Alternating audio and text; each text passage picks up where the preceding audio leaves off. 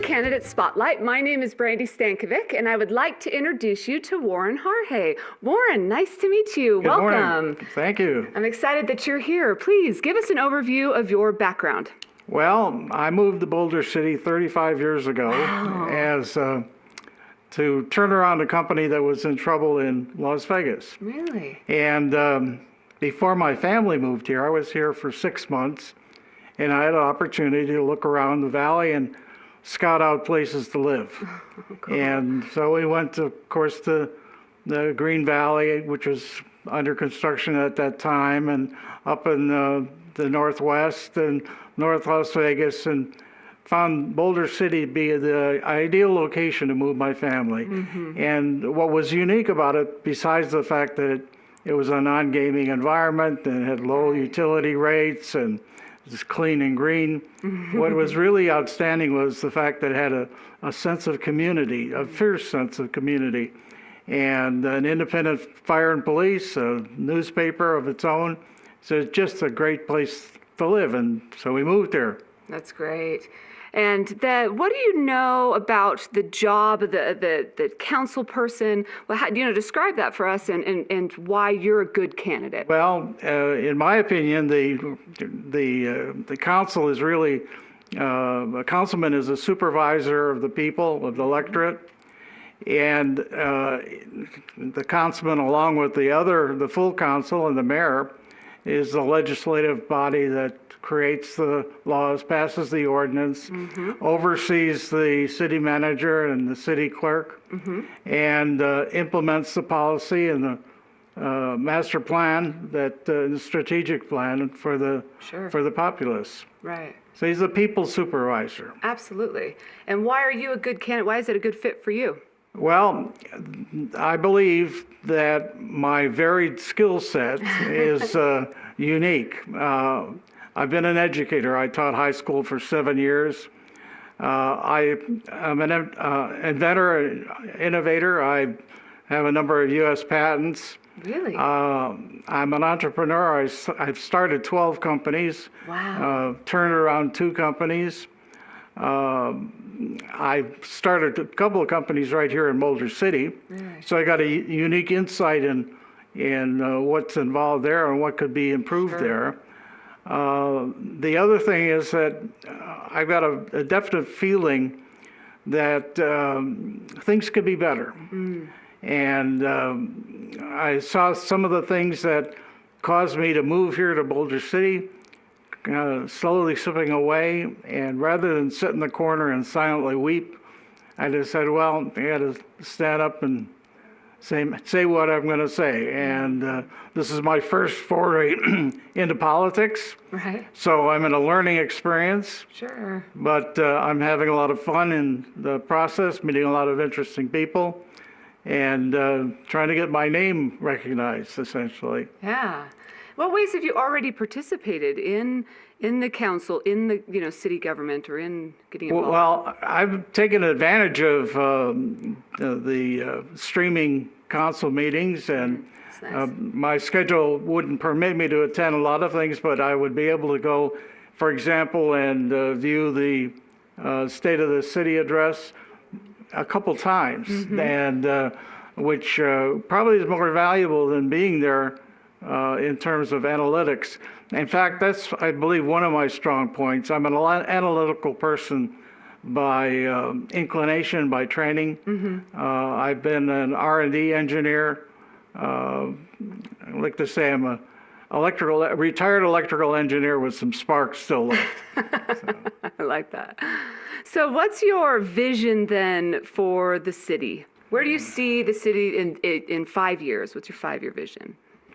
Well, I see a small town with a big future. The Boulder City has a tremendous placement because it's right between the entertainment capital in the world on one side, and on the other side, a recreational paradise, one of the great tourist attractions of North America, an engineering marvel, Hoover Dam. And then to the south, it's got one of the largest solar installations. So I see Boulder City can become a clean energy and storage capital of the country if it so chooses. And that's one of the things that I think should be promoted. I see value when you take the assets and resources and put them together, and they're stronger than individual pieces added up. So I see that. I see development in terms of an R&D facilities, of business incubator, a business ICU with the I-11 coming in. I would hope that in 5 years we'd have a pool under construction or replaced. But probably the biggest thing I would see as a change is a turnaround. There's a perceived feeling of distrust among many in the populace regarding their city government. They have a feeling that the council or the government is going to do what it's going to do without their involvement. And what I see as a problem that is not only of communication, but the fact that we elect our councilman and mayor on an at-large basis. So everybody votes for all of them. And quite honestly, the person living in a house on Keys Avenue has a very different viewpoint than somebody that's down near the airport. So what I would see is establishment of de facto wards for the Congress or the councilman and the mayor, and local, regular, informal town halls where people can be in a non-contentious environment. You see on TV today these town halls that the federal representatives are going home to, the people yelling and shouting.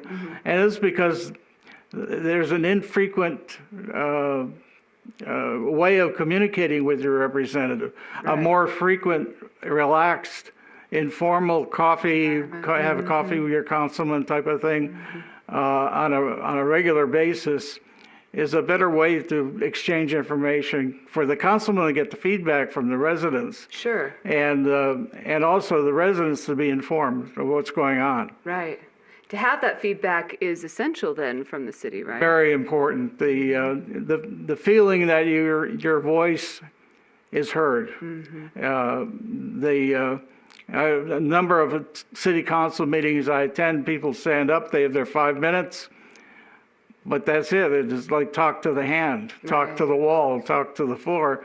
There's no response. And I understand there's some legal restrictions regarding what a councilman can do in a legal forum, but an informal way of communicating, I think, could be used. And this is one of the things I think can be added and changed in the future. That's great. So what are the top priorities then that you believe should be addressed? We've already mentioned several of them in some of the other discussions that we were having, but in the next few years, what are your priorities and position? Well, as you know, one of the big issues in town, there's been full-page ads promoting a project, Boulder Highlands, and that has raised some degree of alarm among many people. Because that whole idea is contrary to what the master plan calls for. And I'm wondering how many people actually read the master plan. Now, I've read it. I've read all the plans. Again, I think one of my strong suits is I'm analytical. I do the research.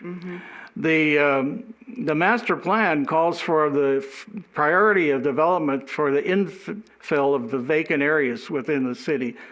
And once those infill areas are complete, then contiguous development. And the city fathers back when the first plan was developed wanted a autonomous city. They wanted a city that was separate from what was going on in the valley. They wanted a city that was had some cohesive nature to it. This particular project is disconnected from the major part of the system. It really violates the whole idea of the master plan. And so you hear from some people, we have to change the master plan. The other issue is the numbers on the controlled growth ordinance. Originally, there were no numbers up to council and an allotment committee.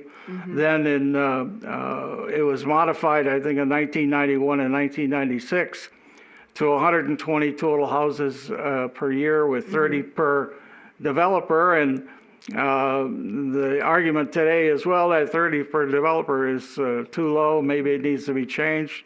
Well, I agree it needs to be looked at, but the 120 number has never been reached in the modern time. The whole idea was, it was a reaction to an 86% increase in population in the decade prior to the 1980 or 1979. And the controlled growth ordinance actually did reduce the increase in population. Now, this Boulder Highlands project, from what I've been able to analyze, what they're talking about would actually increase the population by 24% over 5 years, which is a big number. So we go from 15,000, 16,000 population to 20,000. And we have to take a look at, maybe we need another fire station out there because it's a different dislocated thing. And the other thing that bothers me is this idea of a land swap, where we get land down in the El Dorado Valley, which might be good for a gravel pit or an asbestos mine, in exchange for good residential land that for the future. The problem with these things is they're irreversible. We have open space. If we sell it, we have no open space. Right, right.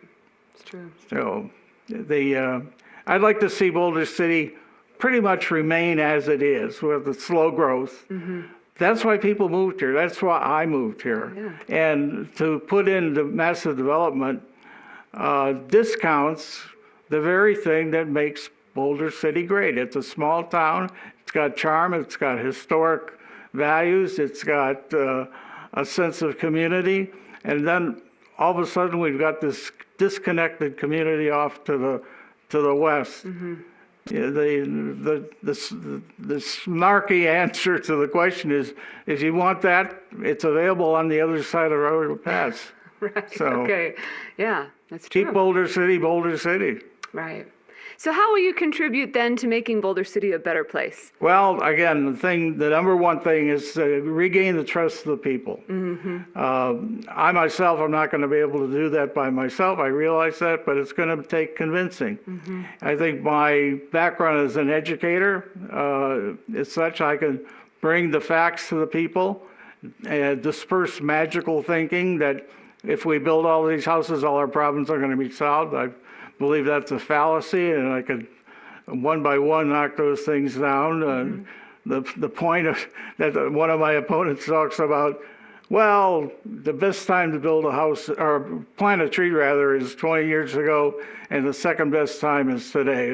I've heard that a couple of times. Well, that's not the question. I agree with, yeah, if you're planting trees, the best time to plant the tree is in the past, and then the second best time is now. However, the issue is, where's the tree going to be planted? And secondly, what kind of tree is it going to be? So each one of those points could be looked at, analyzed, and answered. So that's one thing. Trust by the people. The people have to make up their mind. Do they want to keep Boulder City the way essentially it is? And I think there really is no major problem. I think I object to creating a false crisis. So one of the other things is I-11 is going to come in. We're going to turn into Radiator Springs. That's crazy. When I-11 opens up, I think most of the residents are going to rejoice they don't see those damn trucks on the road. Yeah. And the other thing is the I-11 opens up, they're not going to put their house up for sale. Right. I-11 opens up, the Boulder Dam Museum is not going to close. The BLM is not going to move out of town. The water and power people aren't going to move out of town. None of the employees in Boulder City are going to lose their jobs. It just, yeah, we'll probably lose some minimum wage jobs at convenience stores and fast food. But again, those are not, nobody gives you a writ from God when you get a business license. So if your gas station is going to be impacted, maybe you ought to think of putting something else in there or have another service besides that. Yeah, there's going to be an impact, but it's not going to be a terrible terrible event. I think we'll rejoice when we have free access to east and west without triple trailers in front of us going 30 miles an hour up the hill. Sure, sure. So why vote for you? Why vote for me? Well,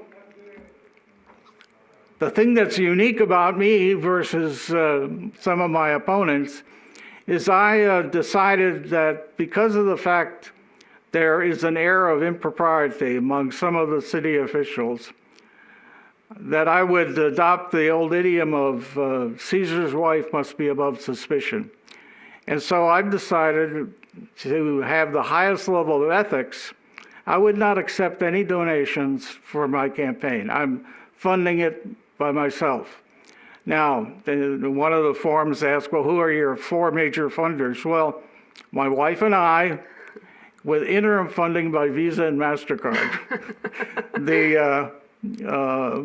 So we're going to do that. Now, that means we're not going to have as many lawn signs, but our lawn signs are all collector's editions, limited production. So we'll have a few of those. But we are going to have a meet and greet, and we're going to have a town hall of what we talked about, because I find that very valuable to get the opinion of the people to determine what they think. I'm not going to tell them what I think. I'll tell them what my research shows and try to convince them what I think is correct. So the ethical thing, money is power. When you don't take the money, they have no power. So this is what's unique about me. I can't talk about my opponents. They'd make their own decisions. But I found it amusing. One of my opponents, on his little business card he hands out, has on the back of it, donations payable to, and a little bit presumptuous in my mind. So vote for me because I'm a cheapskate. Okay. Well, thank you so much for being here and giving us an overview of you and your experience and how you're going to make Boulder City a better place. It's going to be invaluable for the people watching this video and for those voting in the upcoming elections. Well, thank you for the opportunity. I enjoyed it. My name is Brandy Stankovic, and you just had the opportunity to watch the Candidate Spotlight, which was an informal discussion with the candidates in the upcoming election for City Council here in the city of Boulder City. All of the 8 candidates had the opportunity, equal opportunity, to come be a part of this process. All of the filming and videos were done in one day, and they were all done live or done in one take. So to give you as much information about them, their background, their wants, their desires, and things they want to do to make Boulder City a better place. Our primary goal is to give you as much information as possible. And everybody involved in this process and production is volunteering their time. So thank you for watching our videos, and we hope you enjoy.